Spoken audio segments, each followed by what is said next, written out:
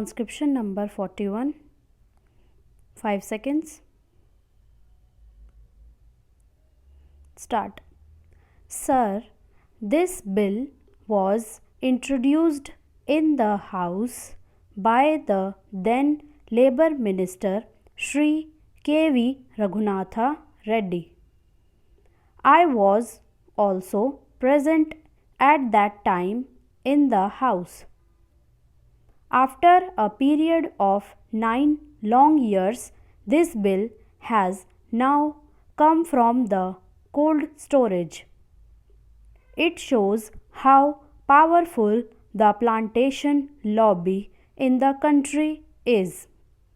Even though after so much of time this bill has now been brought, I support this bill.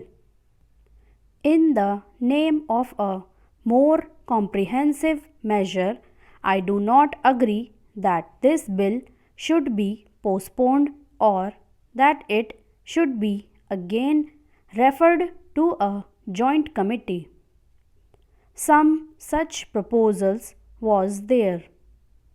I do not agree to that.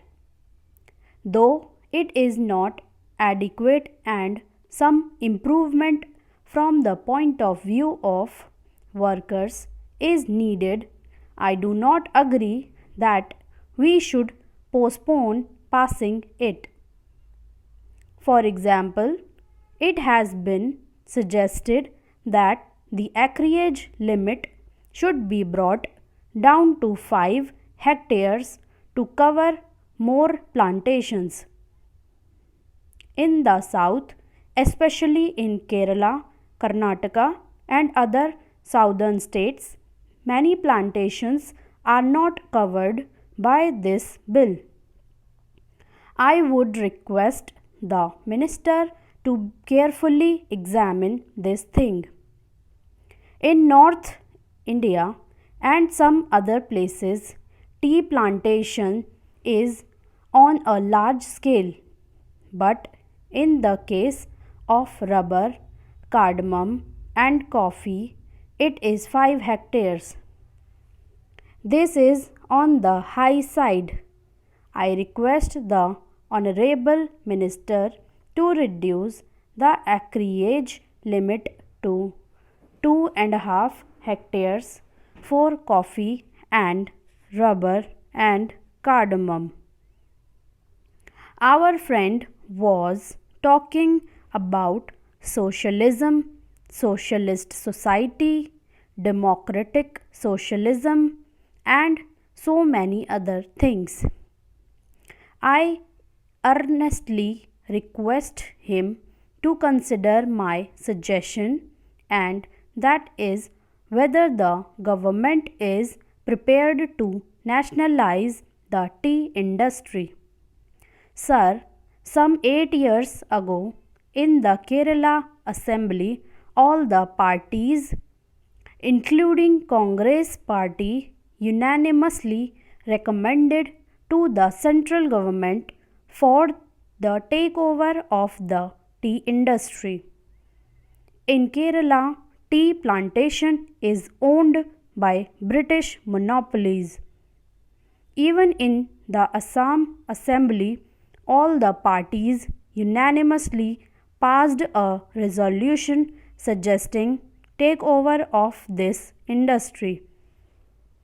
Are you prepared to take over this industry, especially this tea industry? I pose this question to the central government. Sir, this tea industry is owned by foreign monopolies and they are exploiting the workers. The situation in the tea industry is deteriorating. Are you prepared to nationalize it when you talk of socialism? Unless this is nationalized, you cannot meet the demands of the workers. Sir, how unfortunate for this country, predominantly agriculture, that the meaning of plantations in this bill has been stretched to include coconut gardens, apples, pineapple, cashew nut, and banana plantation farms. I am glad that wisdom has dawned on the government not to accept these recommendations of the committee. If I were an anarchist or a member who wished ill of this government, I would have pleaded with the government to stretch the meaning of plantations to cover all agricultural lands in the country and attract the provisions of this bill. Then we could have seen the beginning of convulsions and revolutions in this country, as the debt-ridden farmers, being unable to fulfill the provisions of this bill, would have started filling up jails for violations of its provisions. Sir, I would take this opportunity to appeal to the Prime Minister to treat agriculture as an industry and treat agriculturists like the urban citizens and treat the farm holdings in the same way as they treat the factories and industries.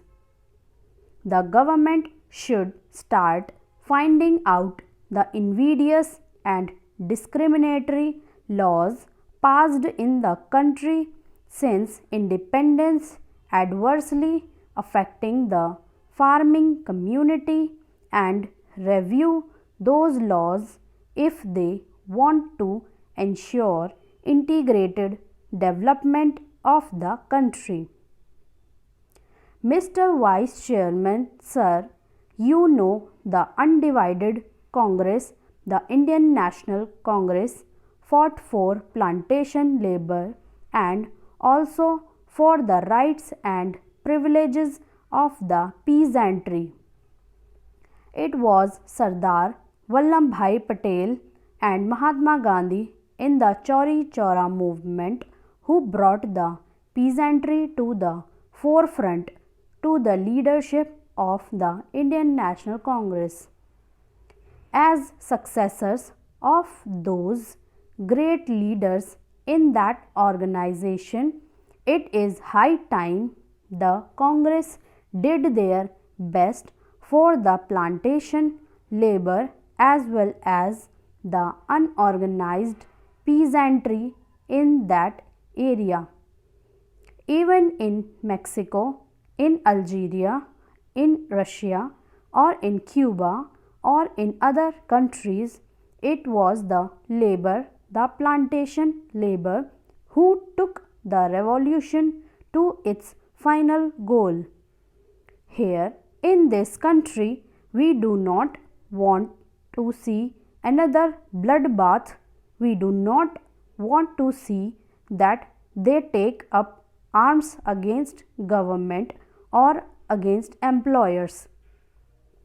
As people's representatives and as government of the people, we must do our best to solve their problems, whatever their grievances are, whatever their difficulties are, instead of allowing anybody to take advantage of their poverty and their difficulties.